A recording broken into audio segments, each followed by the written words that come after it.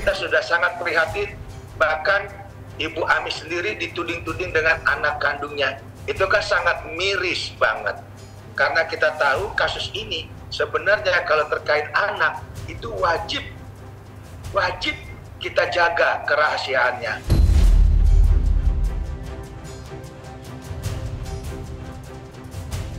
Masalahnya di Indonesia ini ya, penegak hukum seperti KPAI ini saya lihat nggak ada taringnya nih, nggak ada yang ngomong, satupun nggak ada yang ngomong.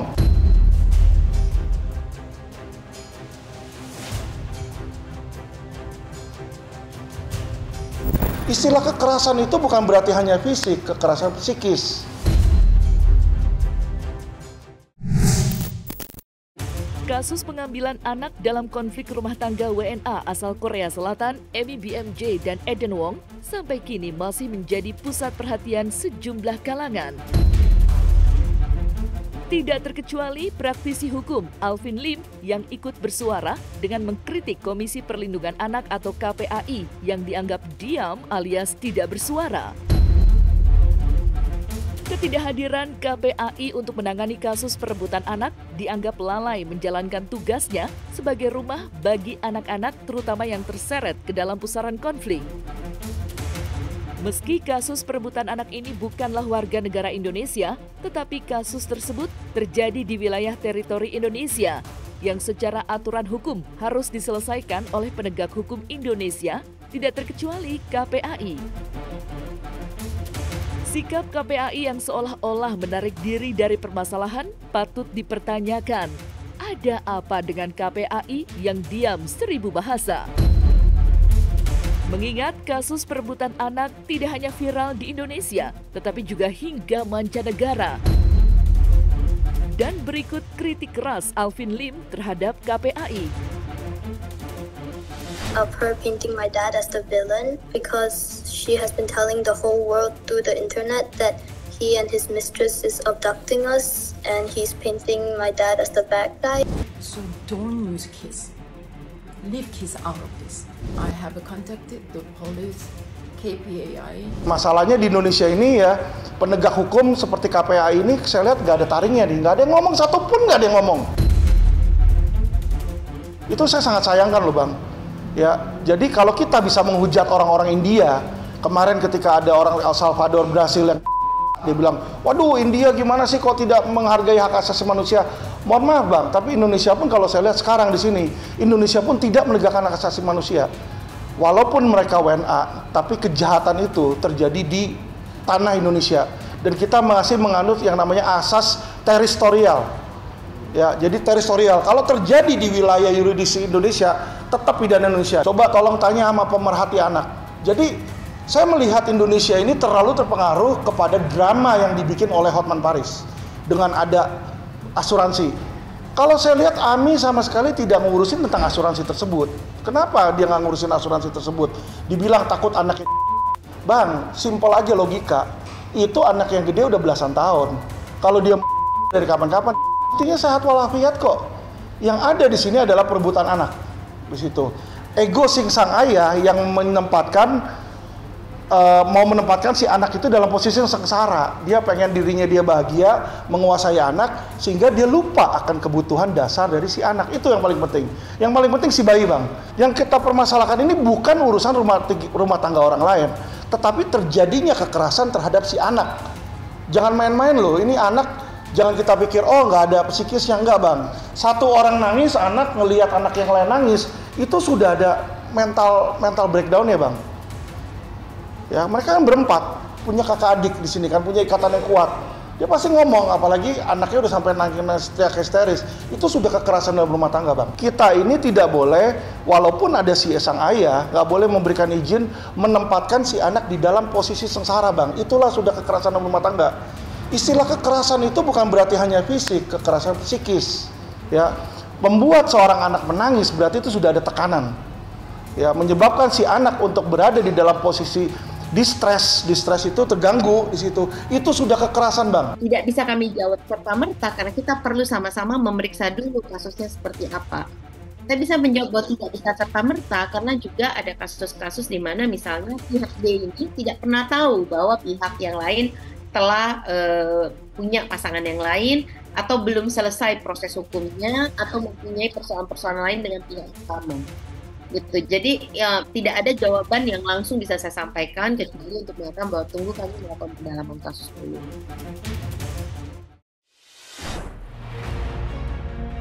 Ketidakhadiran KPAI untuk memberikan kepastian hukum pada sang anak yang kini sedang diperebutkan kedua orang tuanya, Amy BMJ dan Eden Wong, seperti dimanfaatkan sejumlah pihak untuk mendapatkan keuntungan pribadi.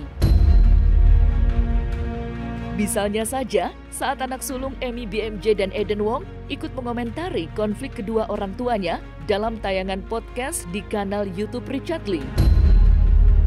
Menanggapi kemunculan anak di ruang publik dengan ikut bersuara membela salah satu orang tuanya, membuat praktisi hukum Alvin Lim geram.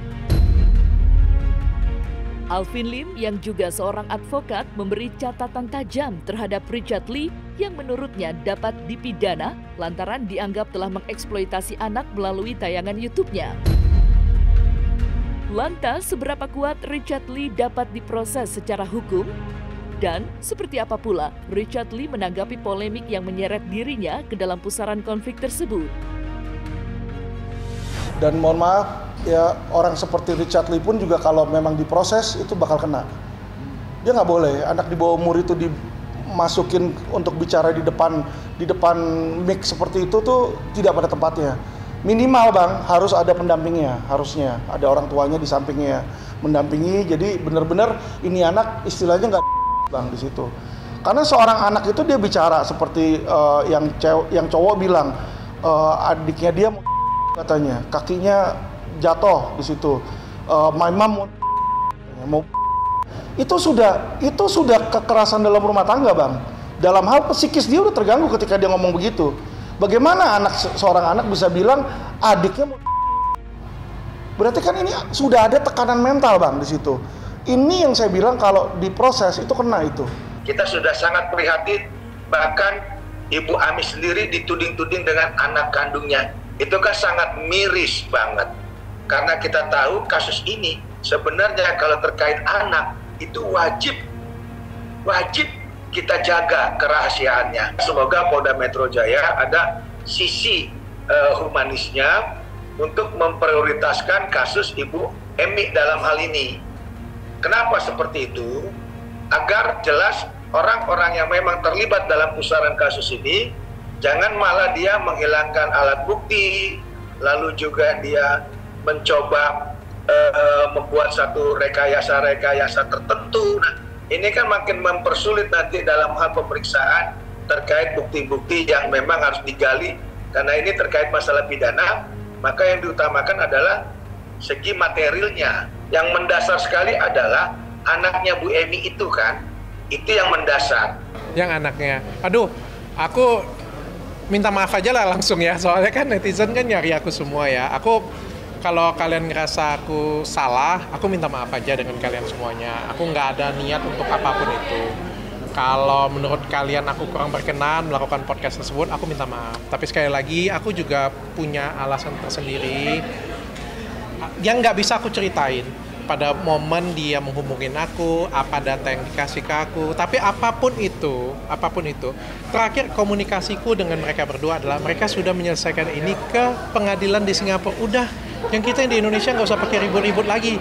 Orang luar negeri sudah di pengadilan, sudah sesuai dengan cita-citanya, ya kita ngapain kita harus ribut? Kita berantem sesama kita sendiri di Indonesia. Biarkan mereka selesaikan di pengadilan mereka. Itu kan yang kita cari kan. Saya juga nasihatin dengan orang tuanya, kedua orang tuanya untuk selesaikan ini baik-baik di pengadilan. Itu aja sih. Apa yang terbaik semuanya selesaikan di pengadilan di Singapura. Iya, gue menyayangkan. Lu kalau mau adu domba gue silakan, gue menyayangkan. Karena menurut gue nggak ada masalah dengan semua orang yang menghadirkan anak itu. Orangnya ya, individunya. Gue menyayangkan anak itu harus nongol untuk melakukan podcast, usianya masih kecil sekali. Mau dia benar atau tidak, bukan di situ tempatnya. Bawa ke pengadilan. Biar dia berbicara di sana, karena di sana tempatnya. Sebenarnya aku juga nggak berkenan kok untuk nampilin anaknya. Tapi kan ada di balik layarnya kan nggak mungkin aku bisa ceritain semuanya ya. Aku nggak mungkin bisa ceritain semua apa yang dia ngomong, data apa. Meminta tolong dengan aku kan punya etika juga. Tapi kalau menurut kalian itu salah, aku minta maaf dengan kalian semua. Kalau ada yang netizen ngomong, Dr. Richard cari duit, aku sudah tahu, Rit. Aku nggak cari duit ke sana, tapi kalau kesannya seperti itu, makanya sekali lagi aku minta maaf. Ya sebenarnya sangat disayangkan sekali ya kalau saya melihatnya ini memang pertengkaran atau konflik antara suami dan istri yang harusnya tidak perlu melibatkan anak gitu ya. Kalau si suami dan istri ini di awal mereka mampu menyelesaikan konflik-konflik dalam rumah tangganya, niscaya akan lebih mudah mereka sampai di tahap bahwa oke, kita cocok atau enggak nih untuk melanjutkan. Kalau cocok ya ayo kita perbaiki sama-sama, improvement apa yang harus dibenahi dalam rumah tangga ini supaya sama-sama merasa bahagia dan nyaman menjalani rumah tangga. Ataupun kalau memang wah kita udah nggak cocok nih, ya udah kita selesaikan baik-baik. Harusnya kan gitu ya, idealnya dan baiknya adalah seperti itu. Supaya apa? Ya baik untuk nggak cuma untuk si pasangan suami istri ini, tapi juga untuk anak-anak mereka yang ada 4 orang. Konflik yang terjadi dalam rumah tangga Amy BMJ dan Eden Wong seperti diketahui sudah masuk ranah hukum. Selain melaporkan Eden Wong ke Polda Metro Jaya, Amy BMJ dan Eden Wong juga saling berhadapan di pengadilan Singapura. Dan belum lama ini pula, kuasa hukum Eden Wong, Hotman Paris Hutapea, mengungkapkan hal yang cukup mengejutkan mengenai sikap buruk Amy BMJ terhadap anak-anaknya. Hotman menuding jika sikap buruk Amy membuat anak-anaknya begitu tertekan hingga nyaris mengakhiri hidupnya. Lantas, seperti apa perkembangan kasus Amy BMJ dan Eden Wong baik di Indonesia maupun di Singapura? Singapore is in progress with a lawyer and proper legal action is in progress. Singapura ada proses, tapi ya biarlah proses di Singapura, kita proses di Indonesia aja sih. Upaya hukum di Indonesia, tapi Bu Emy juga ada proses sama-sama berjalan. Jadi di Indonesia ada upaya hukum di kita, nah di Singapura juga menggunakan lawyer Singapura. Jadi udah dari Bu Emy sih udah proses hukum di Singapura. Jadi itu nggak dibuat-buat itu tidak bisa ditarik karena ada data rekodnya. Dan itu akan menjadi bukti nanti di pengadilan di Singapura. Indonesia nggak berwenang menangani. Saya tidak punya peran apapun pada waktu suaminya membawa anak-anaknya tinggal sama dia. Ya, jadi orang yang membuli saya itu harus tobat. Bertobatlah kau, jangan main tuduh orang. Terus mengenai apakah benar mabuk atau tidak, tanya nanti pengadilan yang tahu. Tapi kalau sekiranya benar mabuk, sekiranya apa jawaban kalian? Sekiranya benar apa jawaban kalian? Ini yang kita takutkan juga begitu. Warga negara asing, warga negara Korea, Ibu Ami sudah melaporkan ke pihak Polda Metro Jaya, takutnya ini nanti menggalinya terlalu lama, sehingga ada kesempatan pihak-pihak tertentu malah membuat jadi kasus ini bias, jadi bias.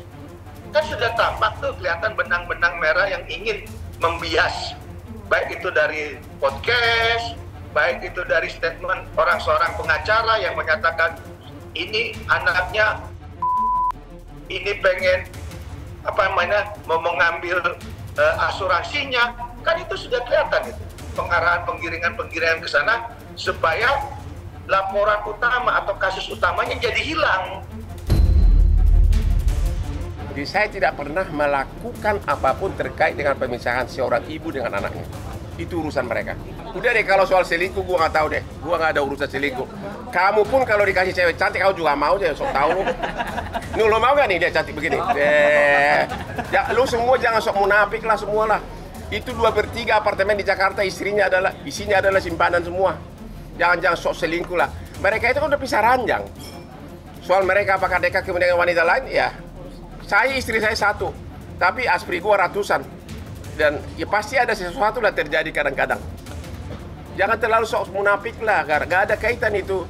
Gak ada kaitan selingkuh dengan anaknya itu dibawa sama bapaknya.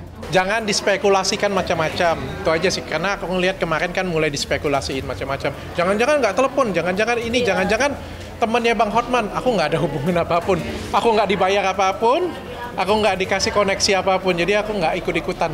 Biarkan pengadilan di Singapura yang memutuskan. Saya pikir itu lebih bijaksana ya. Sekali lagi aku menghimbau netizen Indonesia, ini kalian dengar dari mulutku sendiri ya. Bahkan kalian tidak mendengar dari podcaster lain. kasus mereka sudah mulai mau didaftarkan ke Singapura. Mari kita berhenti berdebat, berhenti berkelahi satu sama lain. Saya ngeliat di Indonesia ini sudah berkelahi satu sama lain.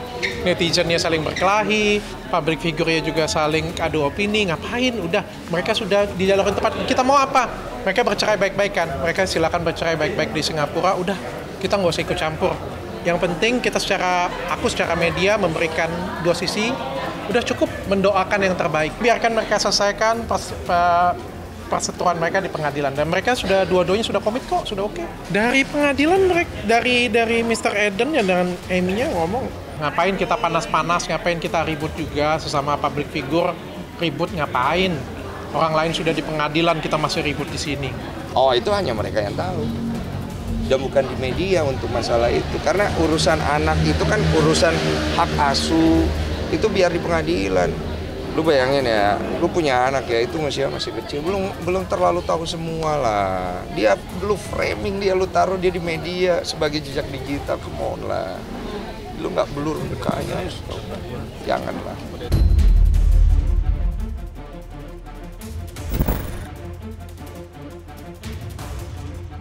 Nah, selesai sudah Cumi Lovers. Saksikan terus Cumi Camp In-Depth, kabar lengkap, mendalam, dan akurat dari narasumber terpercaya. Dan jangan lupa untuk like, subscribe, dan juga share channel YouTube Cumi Cumi.